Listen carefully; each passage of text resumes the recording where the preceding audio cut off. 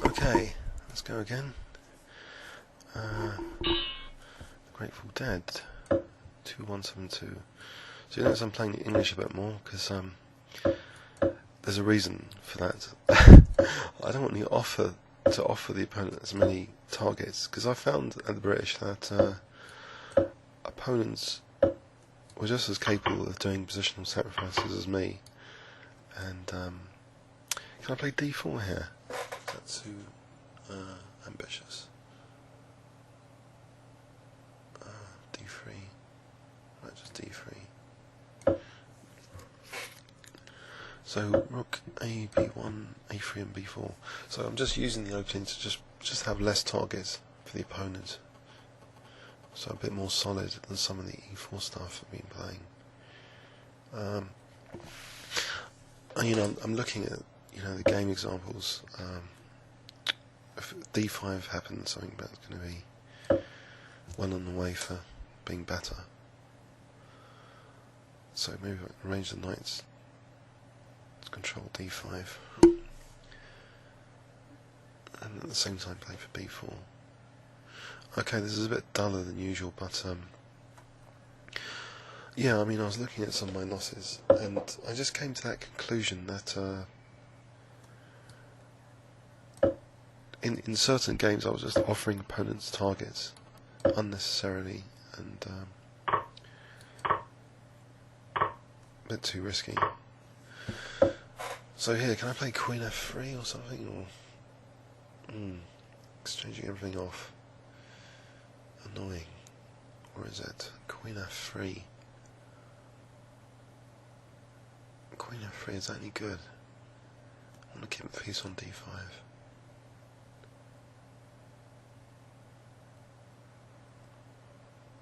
I can't exactly retreat the knight. I can't exactly play e4 because it's gagging for f5 and f4. And Queen F3. Threatening knight f6. So for f5, okay. Looks alright if I can get in b4. It's even wanting to accept double pawns. Can I just take and then b4, and then rook b8, bishop d2? Who's better? I'll be undoubling his pawn straight away. Can I just play for b4 instead?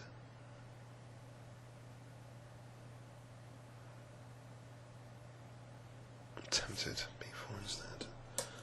Takes. b6 takes. Bit of pressure on my rooks. Let's go for double pawns myself. Apparently the English can be dynamic, according to Costin, so accepting double pawns is dynamic, I think. I have some compensation, I hope. Active rook.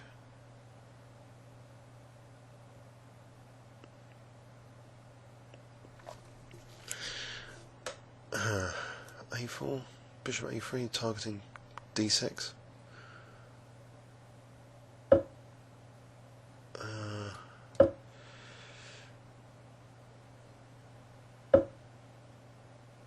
Okay, so rook c3 is coming. So rook b3. Just to stop that possibility, I think that's adequate. Now bishop a3 is still a threat. Rook c5, e4.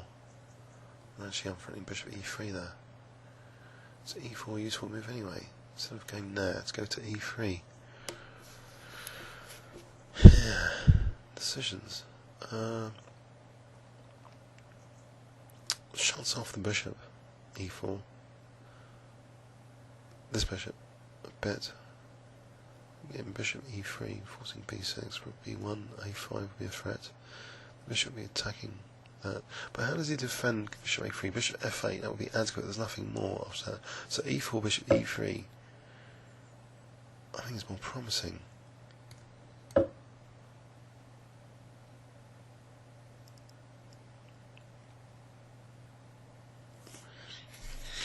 Trying to keep this bishop superior to this bishop, and the rook superior to this rook. So I play rook b1, or just a5, rook b1 first. So threat a5.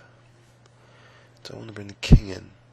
I'll play rook b2, then bring the king to d2. Is it worth it?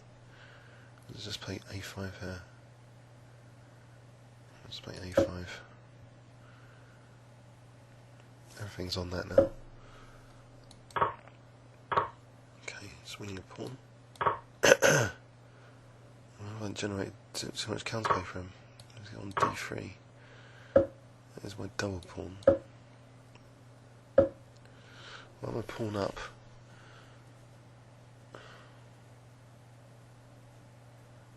If I rook b8, I'll be threatening rook d8. Rook's going to move. I think f4. Try and grind him. I think I'll do that. So where does the king belong? c4, b5? Maybe over there somewhere, for sure.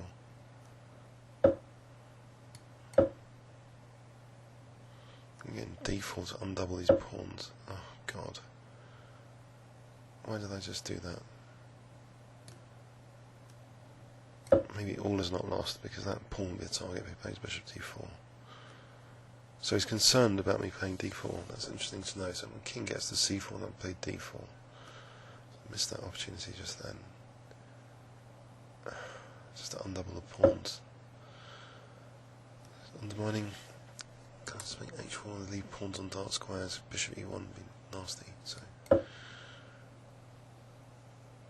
is the bishop going to remain literally on this diagonal to stop me playing d4? Can't be serious. d4 now.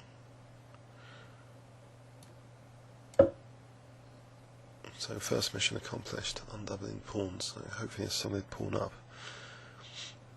But h4 is putting pressure on my structure. And g4, is that enough? h3, you might be thinking bishop g3. h3 and bishop g3. Well, I would take and bishop g1. No, h3, h2 will be too quick. So if I take, I might take it on e5 first with the f pawn and then g4. Undouble first.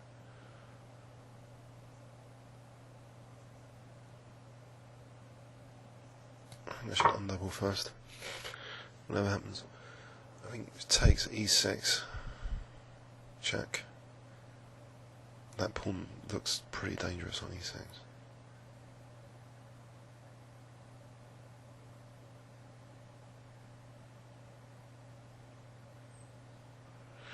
Why can't I just play g takes h4 instead of allowing these complications, just losing pawn now? Oh, why didn't I just play g takes h4?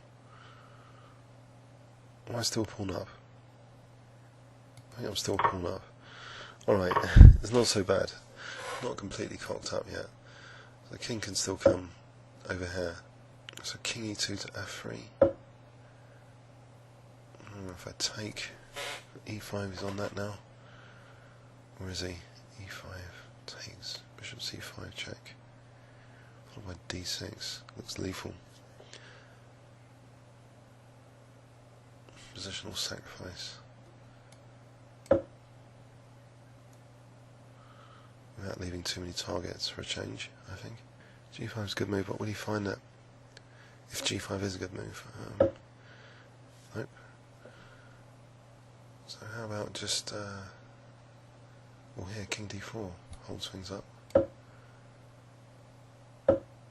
Okay, so now bishop d2 to b4 to get in that idea. Aha. Okay, king c4 now. Putting a bit more pressure on the position. Bishop b4.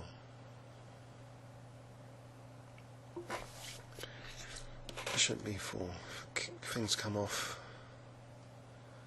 It gets past the f pawn. Hold on a sec. Let's just do this. Let's wait, because the f pawn might be dangerous. So again, tempt him with this bishop c5 business. Okay. I have to get a move on, I think. maybe I'll do this. You ran out of time. 2318.